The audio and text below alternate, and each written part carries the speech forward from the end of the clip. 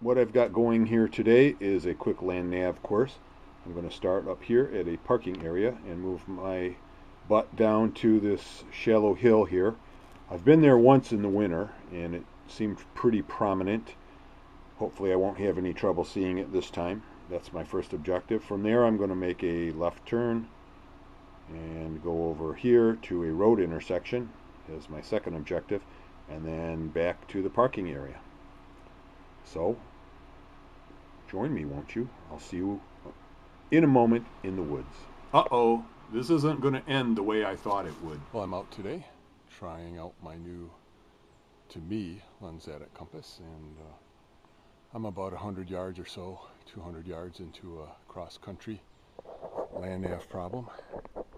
And these are the kinds of waypoints that I have. Basically, I just pick a tree out that's in line with my compass bearing, and I head towards it until I get to my destination, which is a road intersection somewhere through there. I think it's about 1,600 yards or feet, 1,600 feet. My magnetic bearing is 167 degrees. One of the things I have done,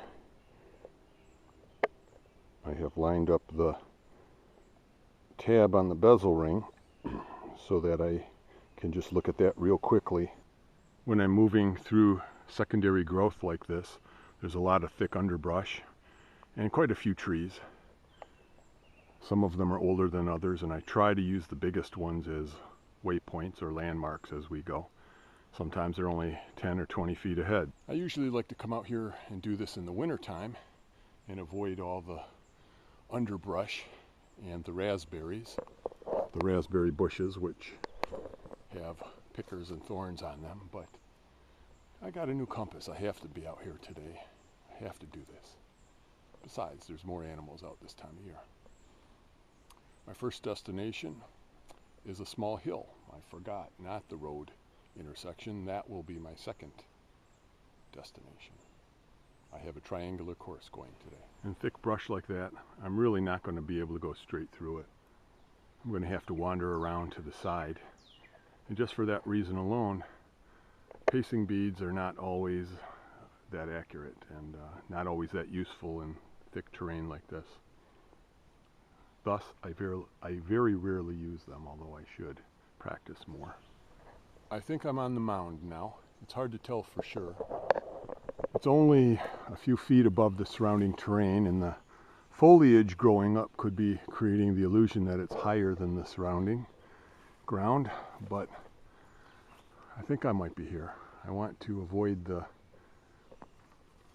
the impatience that you get and say, okay, I must be there or I must have missed it. So I've only been here once in the wintertime as well, and of course it looks a lot different. Then it was obvious. Now not so much, but I guess you can see sort of that the terrain is falling away there. I think the elevation difference might only be less than 10 feet. So I'm going to go ahead and make my turn, and if I come out on my second destination close to accurate, then we will know. And if not, well, I'll come out on the road somewhere. So what's happened is I've gone past my first landmark. I missed it, or I didn't recognize it when I got to it, which is what I think is the case. And I went too far, 200 or 300 yards too far before I made my turn, and that caused me to miss my second landmark. So I took the road from there to the second landmark, and now I'm in the bushes going towards the third landmark. That's why pacing beads are so important, even in this stuff. And this is ridiculous. This is hard enough to go through in the winter, but in this, it's impossible to see more than 5 or 10 feet, so I'm taking bearings on the next bush over, and I'm struggling to reach it. But I know this stuff thins out further on. Fun, fun, fun. It still beats a day in the office. I'm literally crawling on my hands and knees to get through this crap.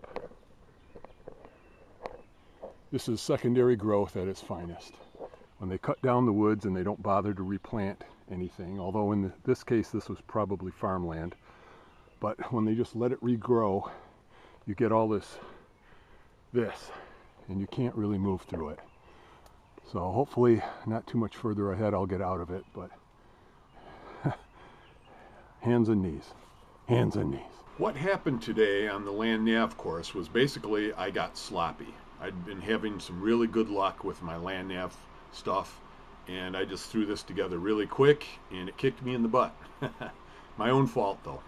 I hurriedly threw it together, and then I went out to do it in 80-degree temperatures, and I was kind of tired and out of sorts, so that didn't help any. And as I was reviewing the footage of this, I realized that I was thinking my first objective was the road intersection.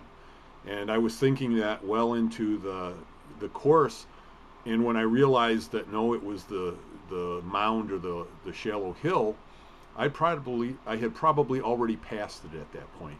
So I wasn't thinking of it, and I went about 300 yards past it. So when I made my turn to go to my second objective, I came out on the road instead and ended up just walking up to the road intersection and then taking a compass bearing to go back to the parking lot, which was my third objective. And even that, I had plotted it sloppily. So I came out not too far away from it, but I was 1 degree off, and I had plotted it 1 degree off. So my mistake, but it's good that these things happen once in a while. So it's one to learn on.